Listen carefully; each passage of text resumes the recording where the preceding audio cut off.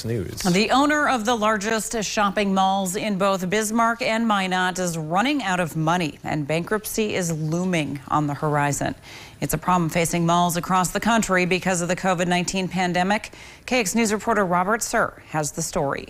With foot traffic at shopping malls virtually non-existent for months in the spring thanks to the coronavirus, the tidal wave of debt it created is simply too much for some companies to ride out. Like CBL, the seventh largest operator of shopping malls as of last year. And to make matters worse, malls were already facing an uphill battle due to online shopping and businesses like Amazon. I sat down with Dr. Carl Sovak, the dean of the Tharaldson School of Business at UMary. He says CBL won't be the last company to go through this. You have some of your major retailers that have already filed bankruptcy, which has affected as most tenants within those malls. While there might have been a demise of a lot of the stores in general and traffic in the malls, it really is just a way for a business, which is what CBL is to restructure themselves so that they can have a better standing to sustain themselves far into the future. I reached out to CBL for comment, and they tell me restructuring will allow the company to eliminate debt, lengthen its maturity profile, and simplify its capital. And they should enter bankruptcy protection by early next month, strengthening their balance sheet and organization.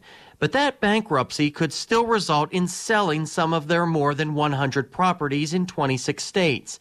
But which location is still anyone's guess. While malls across the country may be struggling, the Kirkwood Mall here in Bismarck is actually doing quite well. Now, it is one of two CBL-owned properties in North Dakota, with the other being the Dakota Square Mall in Minot. And mall officials here I spoke with told me they've actually seen an increase in shoppers over the past few months. CBL has owned the Kirkwood Mall since 2013. Michaela Auer is the mall's marketing director. Our traffic has rebounded greatly since the pandemic.